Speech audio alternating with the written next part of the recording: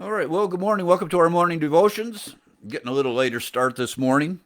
This is episode 180.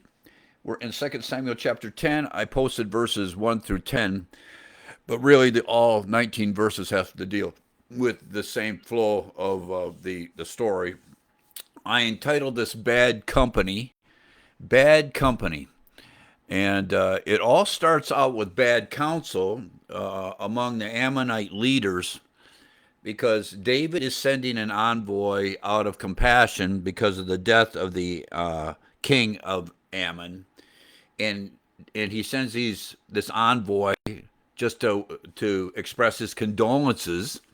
It's very innocent, but the friends of the son of the king of Ammon say that that's not why they've come. This is another misjudgment of what David is doing, and they give bad counsel to the king's son. And there is this famous passage of scripture, we'll read it, where they cut off half their beard and cut off their coats in the middle of their behinds, which is just a very humiliating, humbling thing. Can you imagine if you had a beard and somebody shaved half of it off and then cut off your coat so they could see your bottom? And this is an official envoy from David. I mean, this is a shameful way to treat these men, and that's what gets this all going. All right, and then what you find is that there's going to be a fight between Ammon and Israel. All right, there's going to be a war, but Ammon in Syria, and this is the bad company. Ammon in Syria decide that they're going to join ranks to fight against Israel.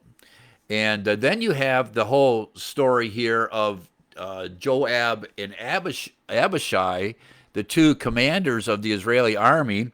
And Joab says he's going to take on the Syrian army, and Abishai is going to take on the Ammonite army. And what happens here is when the Syrians, when Joab brings his army to confront the Syrians, the Ammonites see it, and everybody loses their nerve, and they all run for the hills. That's how that goes. And then the Syrians, because they've been defeated, go all the way to Mesopotamia, go all the way to the Euphrates, and get another army, and that is an army that Joab confronts and David confronts, and they wipe that army out. All right, that's how this whole story. This is what this is all about, and let's just begin at the front of it, and this is verse 1 through 3 of 2 Samuel chapter 10. And it came to pass after this that the king of the children of Ammon died, and Hanun his son reigned in his stead. Then said David, I will show kindness unto Hanun, the son of Nahash, as his father showed kindness unto me. And David sent to comfort him by the hand of his servants for his father. And David's servants came into the land of the children of Ammon. So he sends this envoy because his dad had helped David in the past. This is all just a wonderful thing that David is doing here. And then we come down to verse 3, which is bad counsel. You have to know who you're talking to, and sometimes the counsel you get is just horrendous, and it begins and triggers something that is just going to continue to snowball. I mean, and that's what's happening here. The king has to come and make up his own decisions, but he follows the counsel of these men that are speaking with him, and the result of it is horrible. You have to have good counselors. It talks about in the multitude of counselors, there's wisdom, but not if your counselors are not well grounded or not wise men or not biblically based. That counsel is just going to get you into trouble. And you say, well, I talked to other people about it. And they say, well, who was it? Well, they have a track record or given bad counsel. Yeah, you don't want to listen to those guys. All right. So it says, and the princes of the children of Ammon said unto Hanun their lord, thinkest thou that David doth honor thy father, that he has sent comforters unto thee? Now that's a rhetorical question, but the fact of the matter is, yes, he did. He did. And before Hanun should have done anything, he should have checked with David. All right, but no, it's not going to happen. And he says, had not David rather sent his servants unto thee to search the city and to spy it out and to overthrow it? So all they're saying is these guys are not an envoy of compassion because of the death of your father. They're spies. He's sending spies to spy out the land, and we're just going to treat them like everybody else. So they're going to go home. They're going to report on us. They're going to know all our strategies, and they're going to know how all our armaments, and they're going to know how many soldiers we have, where our weak points are, where our strong points are, and then he's just going to attack us. That's essentially what they're saying. And so you see this in verse 4.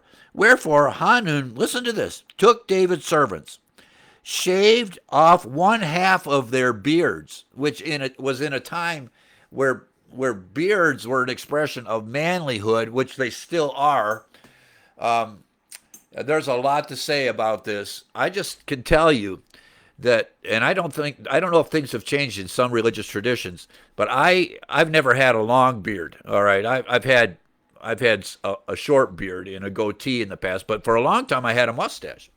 Long time. If you see me when I'm first married, I had a mustache for years, and then one day I just got tired of it and shaved it off. Anyway, I know men. I knew one guy in particular, and he knows me. He knew my theological stand. I was a neighbor, friend to the church, friend to people in the church, but he would never have me in to speak when I was out defending the King James Bible. And I'm not pressing him. It's his church. I didn't do that. I am not a salesman. I am not a high pressure guy. I mean, you run into preachers like that. I don't like them myself. I don't even like being in their company. It's one reason I don't really appreciate pastors' conferences, because it turns out to be a big pecking order. And if it's your spirit to brag, then you should go to a pastor's conference. But if you're just there to enjoy the company, it gets very tedious, in my opinion. And my son said I should have been a better networker, but I didn't want to put up with that. That's not why I came to compare, this. Plus, the way some of these guys count souls saved is like, it's just a straight up lie. It is. You say, well, they all got saved. Where are they? My dad used to say that. If they all got saved, how many are in the church and how many of them did you baptize? No, they just said words. All right. And I can't see their hearts, but other than the fact that they said words that counted as soul saved, it doesn't appear that there was any actual regenerating work done through the work of the Spirit. Anyway, I said all that to say that when I shaved off my mustache, then he let me come in to preach, because it was my facial hair that was in the way of me ministering when he knew who I was. He knew that as far as our understanding of the Word of God, I mean, we were on the same page, but because I had a mustache, and that was identified with the hippies of the 60s, he wasn't going to have me preach.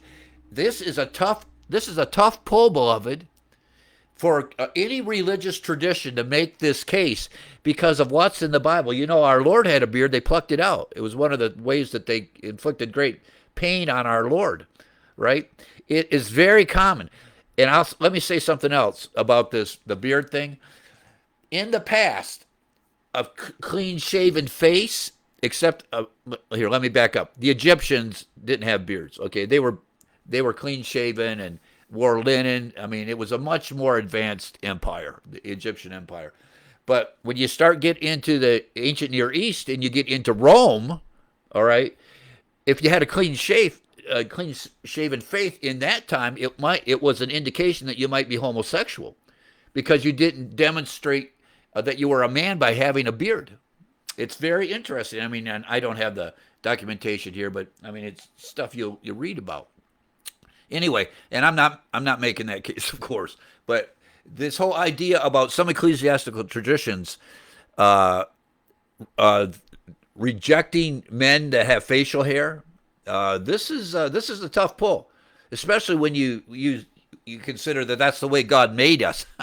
Yeah, that's the way God made us. So here, these men all have beards. This envoy from David all have beards, and they take a razor and they shaved half of it off. Can you imagine that? I mean, after growing a beard and then shaving half of it off, the way you looked, how stupid that looked.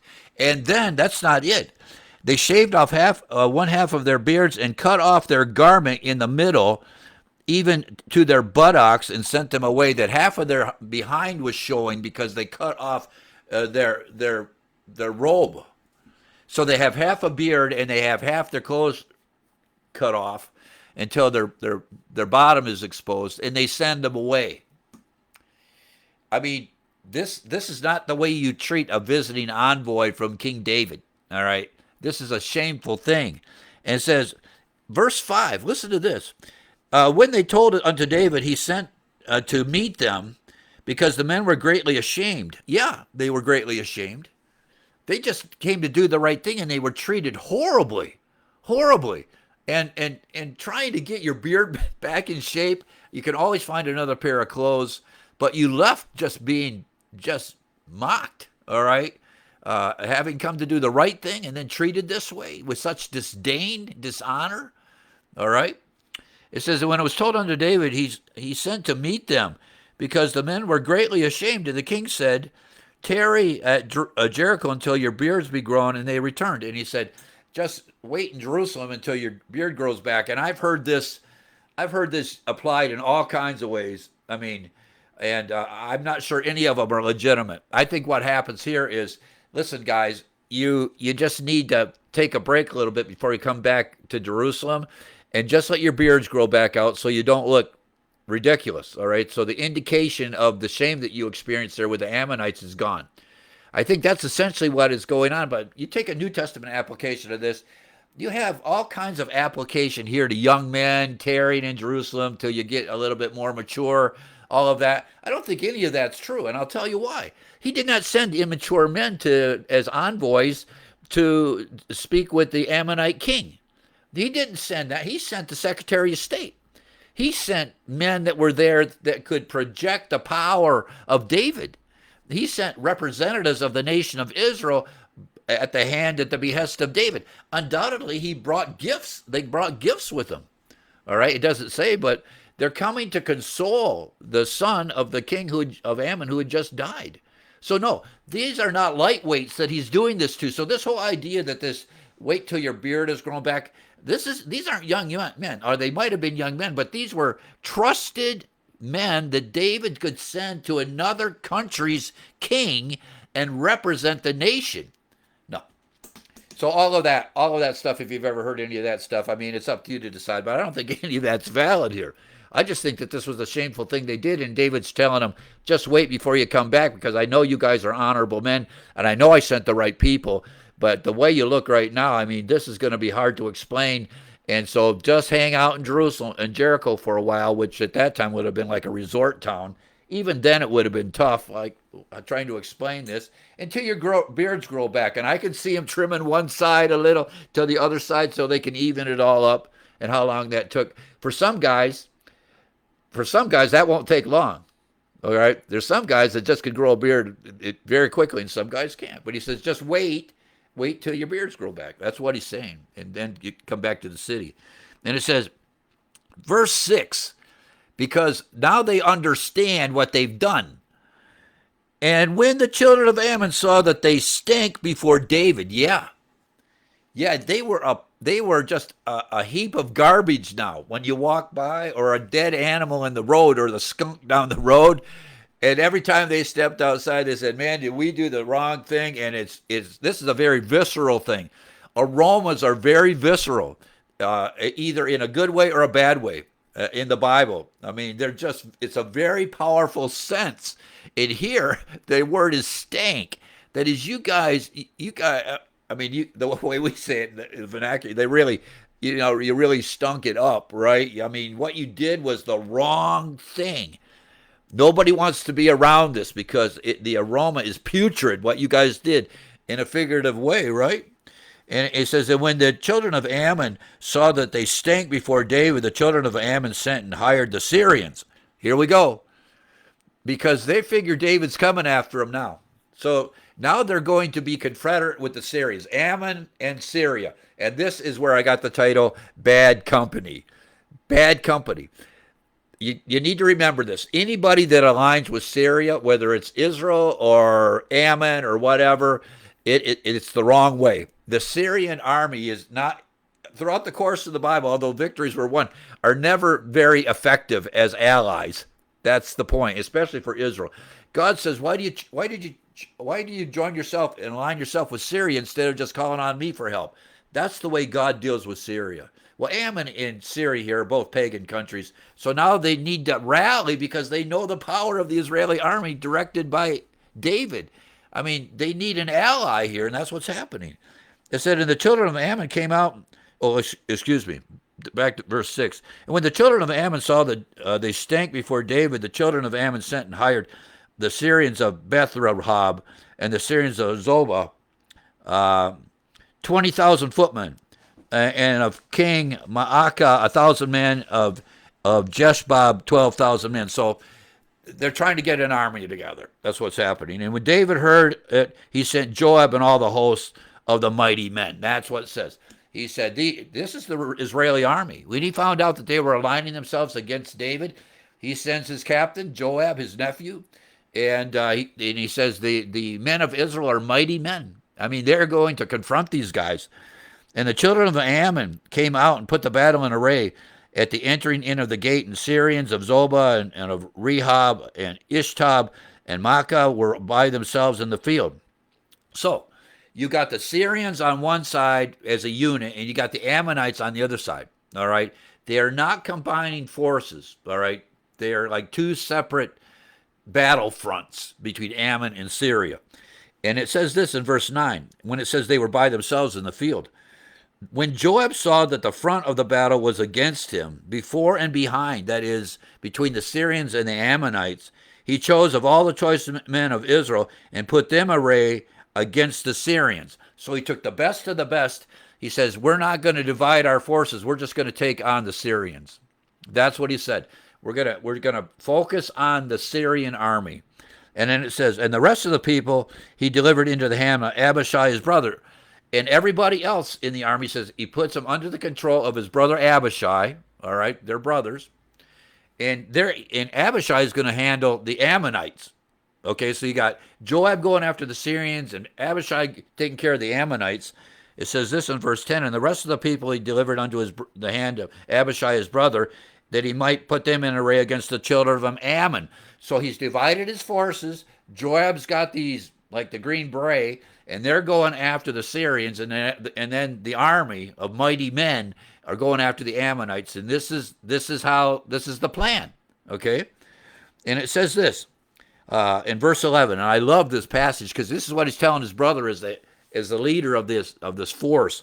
He says, and he said, if the Syrians be too strong for me, that is, if I get in there and I'm being overrun by the Syrians, I mean, it looks like I can't hold them off. He says, then thou shalt help me. Lay off the Ammonites and come and help me, Abishai. You got to bring your part of the army over and help me in my SEAL teams and my Rangers over here taking on the Syrians, all right? Keep an eye on things, because if it looks like I'm getting overrun, you need to come and leave off fighting the Ammonites and help me. He said, but if the children of Ammon, I know you got to go up against the Ammonites here. I know, Abishai. He said, but if the children of Ammon be too strong for thee, then I will come and help thee. So here's two brothers saying, I'm taking the Syrians, you take the Ammonites, and wherever it looks like things are going poorly, we need to reinforce one another. Are you on board, brother? Well, can you imagine that? I mean, this is the reality of the Old Testament. We read these stories, and we're getting a few verses here, but can you imagine what's actually going on a battlefield? Two enemy nations lined up against Israel, the dividing of the Israeli army between the two commanders, the two brothers, the nephews of David, and saying, this is how we're going to manage this. And then they're going to actually go and fight it out with spears and swords and shields, if you can imagine this. Everybody that's killed is killed up close, except for those, if there's slings and arrows, but so many. I mean, you're right up close. I mean, when you kill that guy, his blood is all over you. I mean, this is the day in which David lived. When we talk about these guys being warriors, these guys were unbelievable warriors. And then it says this. He says, be of good courage, Joab tells Abishai. Be of good courage, and let us play the men for our people. That is, let's just stand in there, like Stonewall Jackson. He stood there as a stone wall. Play the men. We read the same thing about the Philistines when they took the ark. Like the ark's remember the ark was on the battlefield, and the Philistines go, what are we going to do? And some Philistine commanders stood up and said, act like men. We're going to win this day, and that's what's happening here on the battlefield. Raise the morale, encourage one another. We're going into the fight. We're going to take care of each other. He says, be of good courage, and let us play the men for our people and for the cities of our God. And the Lord do that which seemeth him good. Even Joab is saying, we're going to go into this, and God's going to be in it, and let him do whatever seems good for us. But the battle is going to unfold. Well, not exactly, but that's how they approach this. We're going to dive in. He said, and Joab drew nigh. Now Joab and his Green Beret, this special forces, they're approaching the Syrian army. It says, and Joab drew nigh, and the people that were with him unto the battle against the Syrians, and they fled before him. Isn't that interesting?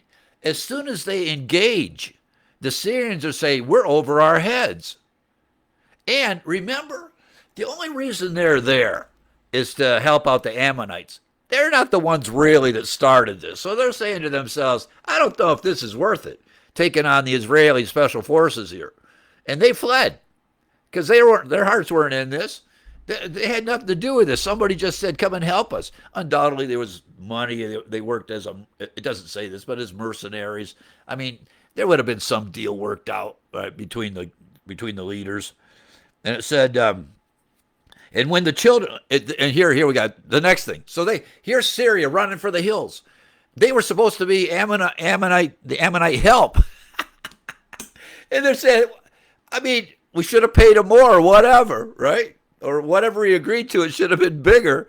It said, and when the children of Ammon saw that the Syrians were fled, then fled they also before Abishai. So you got all the Syrians running away from Joab and his army, and you got all the Ammonites running away from Abishai and his division of the Israeli army. It said, and entered into the city. So Joab returned from the children of Ammon and came to Jerusalem. That is, everybody left. It doesn't say that there was a really big battle here, but as soon as they came out, essentially, nobody stayed. They could see right away this was a bad idea to come for the Israeli army, to take on the Israeli army. Which brings us into verse 15, because the Syrians can see that the Ammonites, they're not going to help, and it's the whole thing switches here to Syria.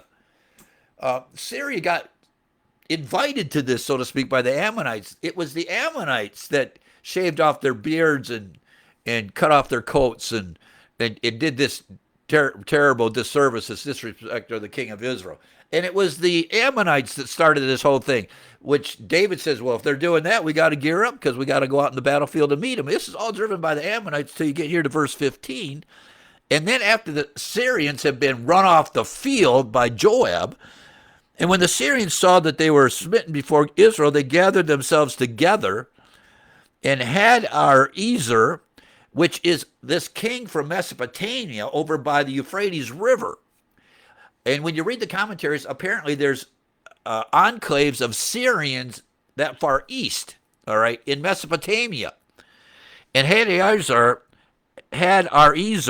sent and brought out the Syrians that were beyond the river, and beyond the river was the Euphrates. That's what that river is. Again, we're talking about the easternmost limit of the property that God promised Abraham. And David has already won battles all the way out there. And Solomon is going to confirm this when he's the king.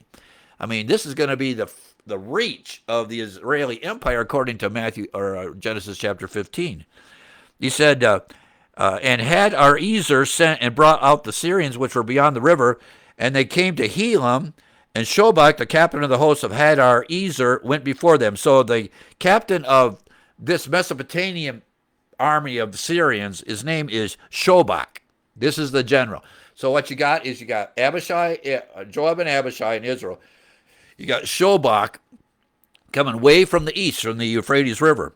And when it was told David, he gathered all Israel together. Now we're not talking about Joab and Abishai. Now you got David leading the charge.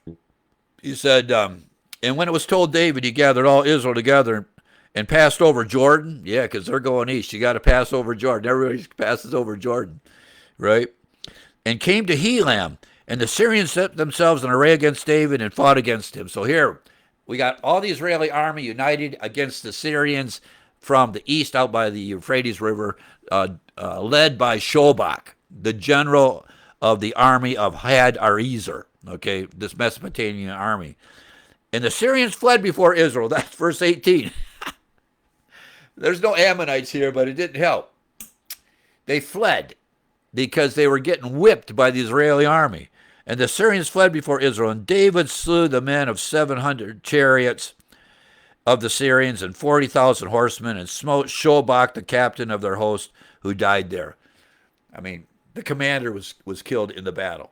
All right. This is the same thing if you want to just bring it into Israel. What happened when the Philistines defeated the Israeli army and their commander Saul was dead. Now, I guess it's not exactly the same because Saul was not the commander. It would have been Abner. But that's the idea. The commander died with them. In verse 19, and when all the kings that were servants of Hadarezer saw that they were smitten before Israel, they made peace with Israel.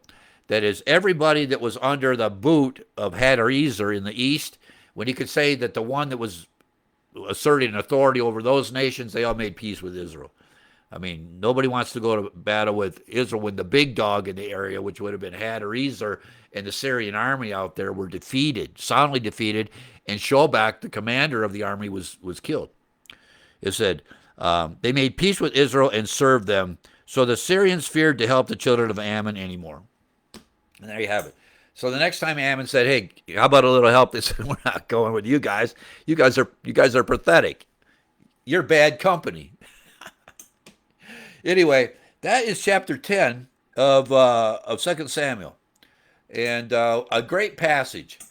And I was talking to a guy in church yesterday because David gets, he's going to get hammered because some of the things he does. But before we get into chapter 11, where things begin to decline because he should have been on the battlefield and he sees Bathsheba, that's in the next chapter.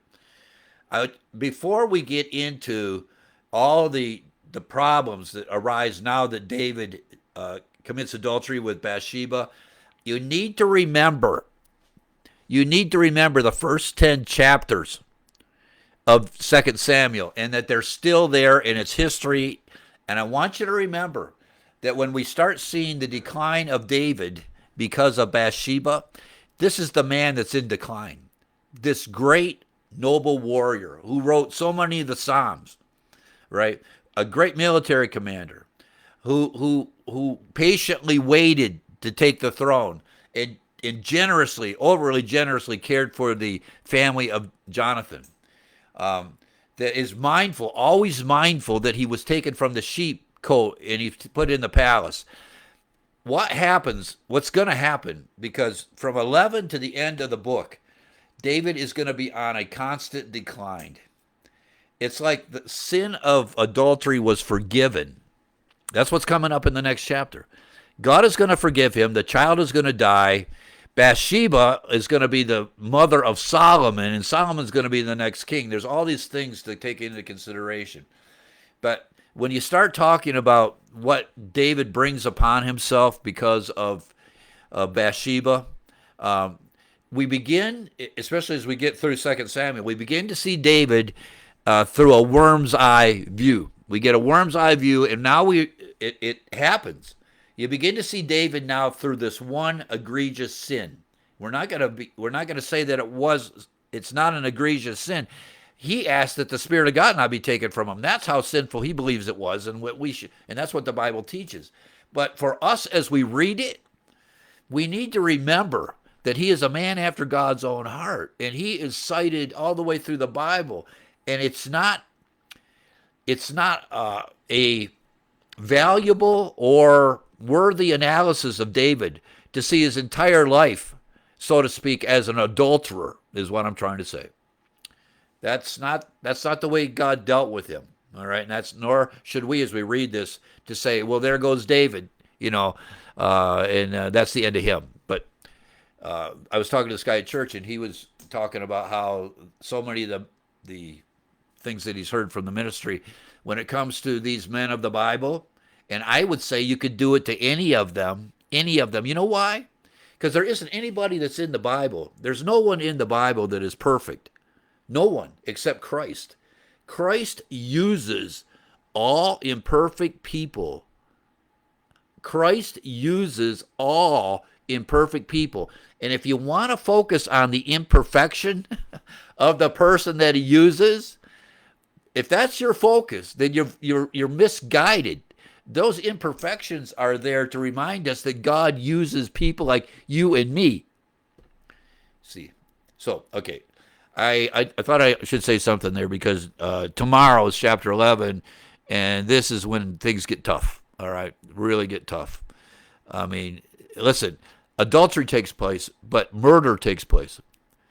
This is a horrible thing that's going to happen. He's going to send Uriah to the front of the battlefield just so he'll be killed. And Joab does it.